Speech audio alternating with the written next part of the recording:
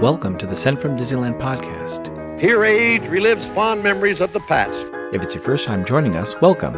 On this episode, we'll take a journey into the past and explore Disneyland and Disneyland history with mementos, snapshots, and postcards sent from Disneyland from 1955 to the present. Today I'm starting off by thanking my patrons from patreon.com. You can join and receive mail from my desk or from my Disneyland trips. Special thanks to Random Olive, the first patron to this podcast, and to the e-ticket patrons Tania, Eric Daniels, Joe Gamble, Scott Booker, Monica Seitz Vega, Russ Romano, Michael and Christina Cross, Scott Cagle, and Sheila Harry. C-ticket patrons Serious Inquiries Only, Debbie Weinstein, Jennifer Schneep, Grace Coate, Brian Crawford, Ben and Noel Bruning, Patty Wolin, Angela Reynolds, and Aaron Moran. B-ticket patrons Jeff and Paige Orton, and Joshua, and Inexorable Tosh Bell. And the A-ticket patrons Elise Sharp, Zealot Infinity, Alexis Robles, Maggie and Henry Byers, Angel DeBlois, and the All Aboard podcast. You can also sign up for my new newsletter for a chance to get some postcards delivered by the USPS to your mailbox. I am your host, your post-host Clocky, and today we have 2 postcards sent from Disneyland.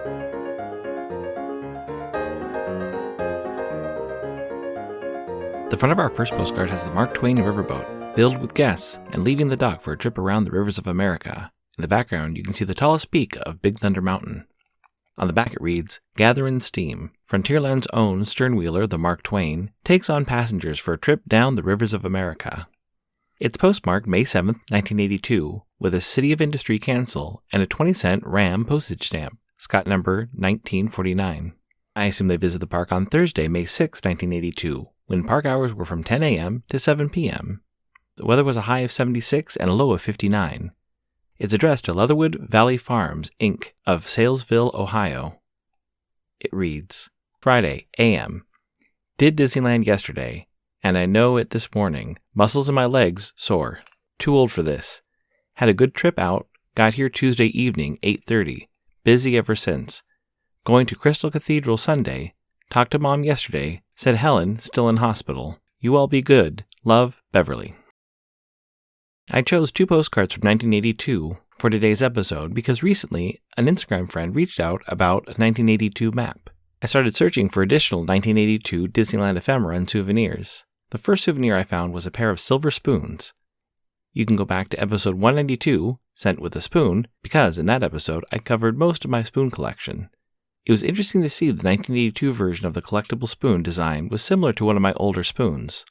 The first noticeable difference is the size of the spoon. The 1982 version is half an inch longer, measuring 5 1/4 inches. The design on the top or handle of the spoon both have the Sleeping Beauty castle above the word Disneyland. The 1982 version has Disneyland written in a simpler version of the classic Gothic font.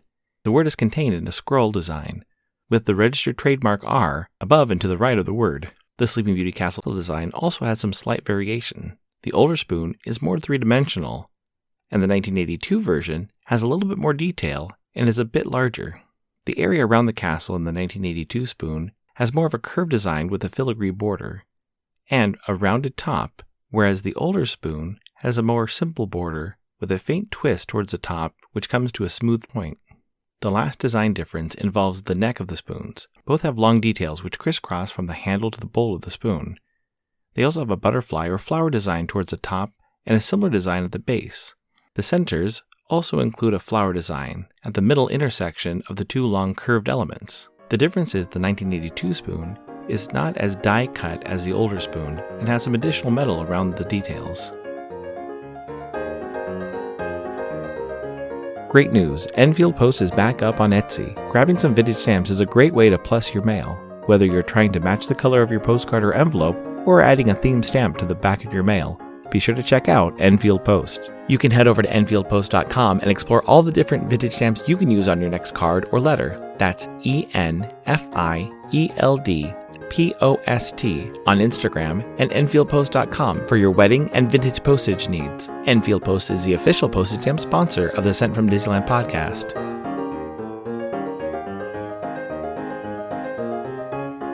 The front of our next postcard has Mickey and Minnie Mouse admiring flowers on Main Street. Behind them, you can see the old market house signage for fine preserves, jellies, and jams. On the back it reads, "The flower of his eye. Ever the gentleman, Mickey pauses with Minnie at the Main Street Flower Market to present her with this gift from the heart."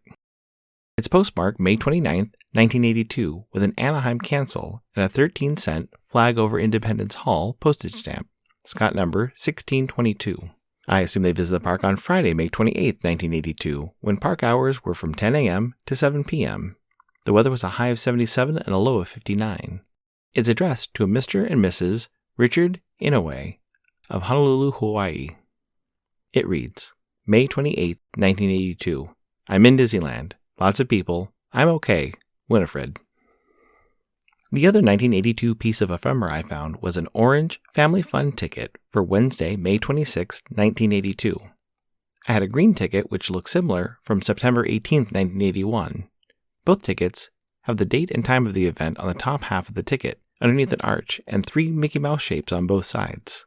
Just above the center of the ticket, it reads, Family Fun Party, Disneyland. The bottom of the ticket has an image of Sleeping Beauty Castle with a wood grain background.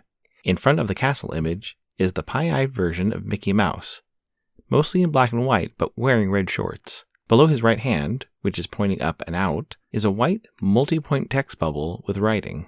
As these two tickets are for different events, other than the color and the date information, the differences also include who the event was for. One was for NVJCC, known now as the Valley Jewish Community Center, for the orange ticket, and the 21st Annual LA Firemen's Family Fun Night for the green ticket. The text bubbles read, Our Special Party on the orange ticket and Our Private Night for the green ticket. It's hard to find any specific information about these events, as they were likely negotiated with Disneyland management. The back of the tickets do include free parking.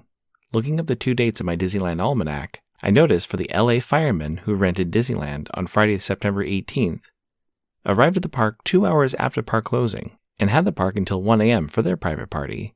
Meanwhile, the NVJCC, who rented the park on Wednesday, May 26, 1982, overlapped with guests as their tickets were valid from noon until 10 p.m., and the park hours that day were from 10 a.m. to 7 p.m. These tickets would also allow guests unlimited use of all the attractions except shooting galleries. This was a time where Disneyland was still using individual tickets and ticket books for their attractions.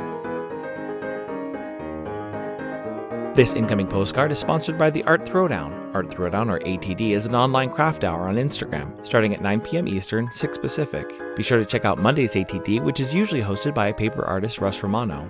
I see many amazing art projects, learned about awesome postmarks, postage stamp history, and a lot more on different episodes. It's great to stop in for an hour to watch someone craft or design something unique. Each host brings something a little different to each show. I'll list some of the regular hosts, or you can follow Russ Romano 2021 on Instagram. The front of my incoming postcard has Snow White and the 7 Dwarfs standing near the wishing well near Sleeping Beauty Castle. On the back it reads, Welcome to Fantasyland. Snow White and the 7 Dwarfs greet the young at heart who enter the happiest land of all, Fantasyland.